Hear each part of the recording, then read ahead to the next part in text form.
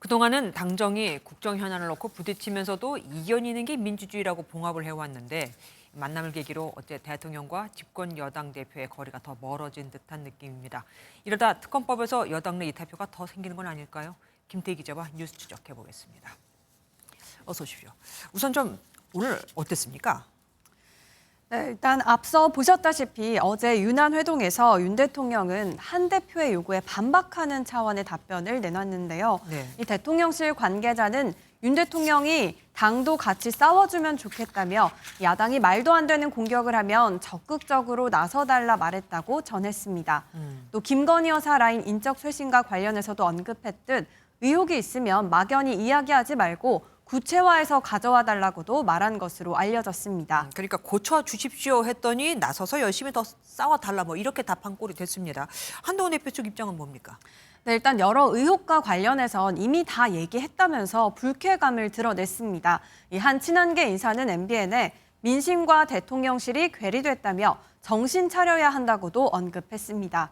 또 대표에게 굴욕감만 준 자리였다고 평가했는데요.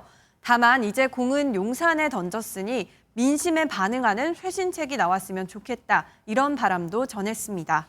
그런데 어제 누구라도 기분이 나빴을 법한 일도 있었습니다. 대통령이 늦게 왔잖아요, 회동에. 그런데 또 일찍 가야 한다고 얘기를 했단 말입니다. 그리고 그 만찬에 추 원내대표가 왔어요.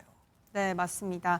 윤 대통령이 한 대표와 만남 직후 추경호 대표를 초청해서 만찬을 가졌습니다. 이 추경호 원내대표는 통상 있는 일이라면서 만찬에 배석한 다른 이들이 누군지에 대해서는 말을 아꼈습니다. 특별히 저를 위해서 있은 자리가 아니고 만찬은 제가 말씀드린 대로 우리 동료 의원들과 여의도에서 했습니다. 그리고 여러분들하고 있는 자리에 제가 연락이 있어서 잠시 들리게 되었다. 한동훈 대표 뭐 당연히 서운했겠습니다.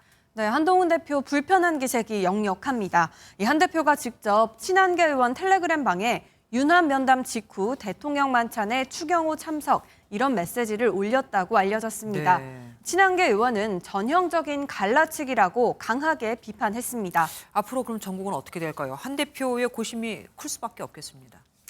네, 맞습니다. 오늘 한 대표는 측근들에게 할 만큼 했다. 앞으로 더 세게 나가야 한다라고 전했는데요. 다만 당분간은 대통령실 반응을 지켜보면서 민생에 전념하겠다는 입장입니다. 마침 오늘 한동훈 대표가 추진하고 있는 여야의정협의체의 일부 의료단체가 참여한다고 밝히기도 했죠. 의료계 주요 단체들이 결단을 내려주신 것에 대해서 대단히 감사하게 생각합니다. 오직 국민의 건강, 이거 하나만 보고 가면 됩니다.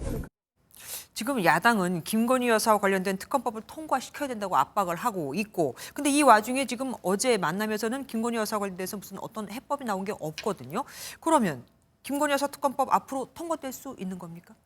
네, 일부 친한계 의원들은요, 당장은 아니지만 민심에 따라 특검법이 통과될 수도 있다고 열어뒀습니다.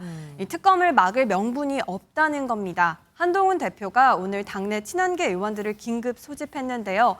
이 자리에서 어제 회동 결과를 공유하면서 김 여사 문제 등 앞으로 현안에 대한 대응책이 논의될 것으로 보입니다.